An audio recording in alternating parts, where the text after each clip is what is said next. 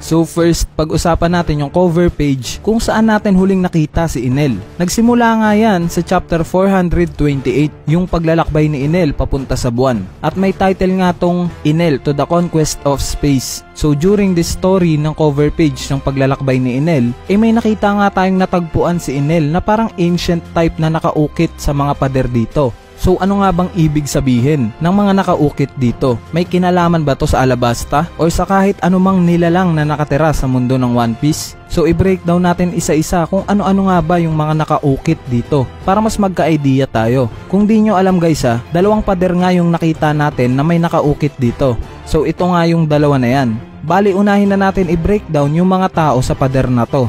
Una nga nating makikita dyan yung taong may pakpak sa kaliwa na parang it seems like may binabantayan siyang tatlong maliliit na tao.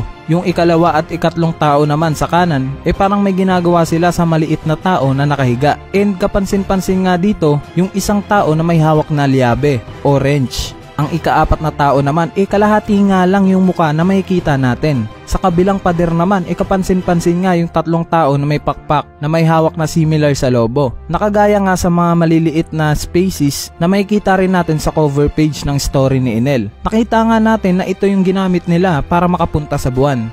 So game, i-analyze na natin isa-isa yung mga meaning ng bawat taong may pakpak. So unahin na natin yung tatlong taong may pakpak sa isang pader. Kapansin-pansin nga dito yung pagkakaiba ng pakpak nila. Kasi yung isa pataas yung pakpak, 'di ba? Yung isa naman pababa nakatutok yung pakpak niya. So napaka-importante niyang maliliit na details na yan. Kasi diyan nga natin ma-analyze na nagre-represent yung tatlong yan sa tatlong lahi na nakatira sa Sky Island.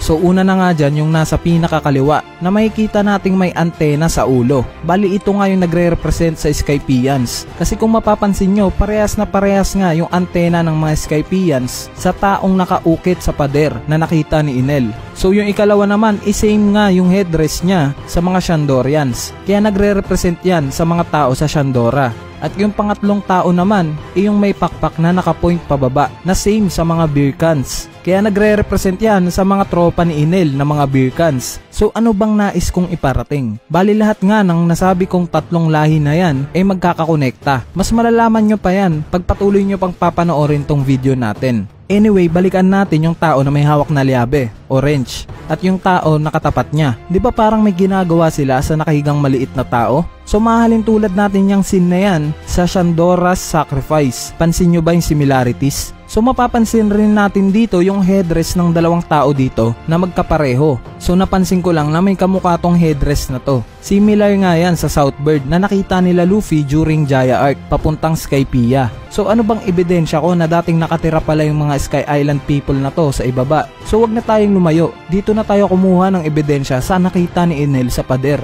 na may nakaukit. Nakita nga natin dito itong drawing na to na kung titignan mo parang simple lang, 'di ba? Pero what if top view pala yung nakadrawing na yan? Kasi kung top view yan, matatranslate nga natin yan as a pyramid, 'di ba? Magkapareho.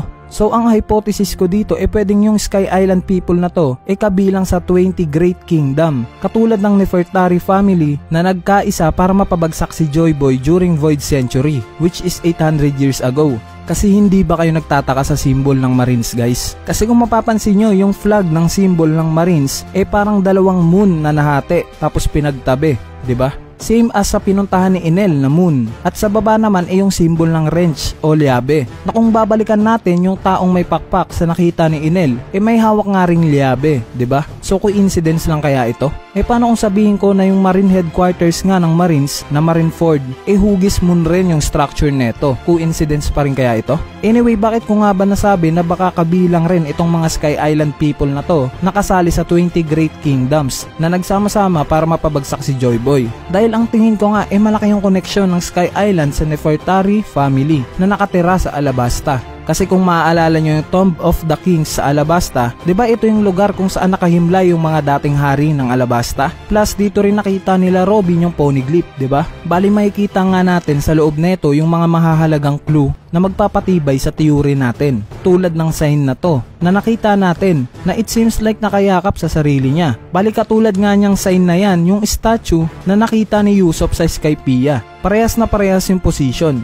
So ano pa bang pwedeng maging clue dito? Huwag na tayo lumayo, tingnan nyo yung likuran ni Enel. Di ba wala siyang pakpak? na kagaya ng mga Sky Island people. So ano yung nasa likuran niya? Diba drums na may logo ng Tomoe na same sa God of Thunder Raijin? So makokonect natin yung symbol na yan sa Nefertari family. Kasi kung mapapansin nyo ngayong time na pupunta sila Vivi sa Mary Joa para umattend sa reverie, mapapansin natin yung logo ng Alabasta na may mga Tomoe na same rin sa suot ni Sanji during Alabasta arc, diba? At hindi lang yan, dahil yung symbol din na yan makikita natin sa loob ng Tomb of the Kings. Bali sa bandang ceiling part nga makikita nyo itong nakaukit na to. Diba parehas na parehas sa Tomoe? At hindi lang yan, kasi kung mas pagtutuunan nyo ng pansin yung mga nasa gilid ng pader, makikita nyo yung mga nakaukit dito is same sa mga ginagawa ng Shandorians sa Sky Island. Tulad ng nakaukit na to na parang nagbabangka sila. So pareho. At ito ring malaking ahas ikapareho rin. At makikita rin natin ditong nakaukit yung ginagawang sacrificial scene na ginagawa ng mga Shandorians para sa malaking ahas.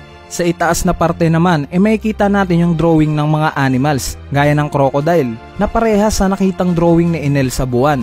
At last, yung dalawang karakter na nakaukit sa gitna ng Tomoe, na same sa Egyptian mythology. Ito nga yung taong falcon at taong jackal, na parang aso. Or simply, ito yung Anubis.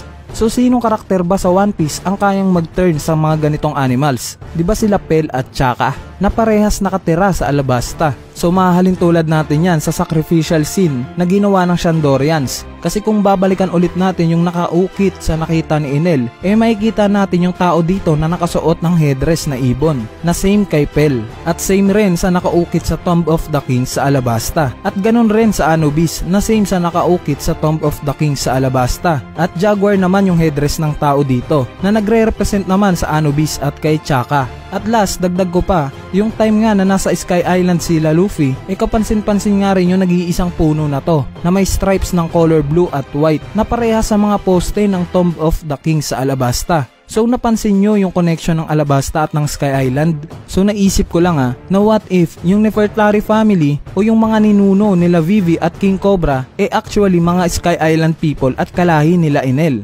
Since wala ngang pakpak si Enel, di ba? It makes sense para sa akin. Kasi kung maaalala nyo sa lahat nga ng 20 kingdoms na nagtulong-tulong para mapabagsak si Joy Boy 800 years ago, yung Nefertari family nga lang yung tumanggi na manirahan sa Mary Joa para tawaging Celestial Dragons. So ano kaya yung motibo ng Nefertari family kung bakit ayaw nilang matawag na Celestial Dragons? Hindi kaya dahil sa mas gusto nilang manirahan sa langit at ayaw nilang makihalubilo sa mga tao sa lupa? Dahil siguro iniisip nila na mas makakaangat sila kapag sa itaas sila maninirahan.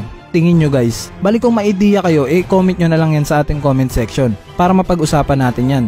At finally, what if si Enel lang pala yung makakapagpagana ng Pluton since ang power niya nga patungkol sa lightning o kidlat? So possible kaya na yung Thousand Sunny ni Franky may mas malakas pa yung maibibitaw na gaon canon neto kapag gagamitan to ng power ni Enel?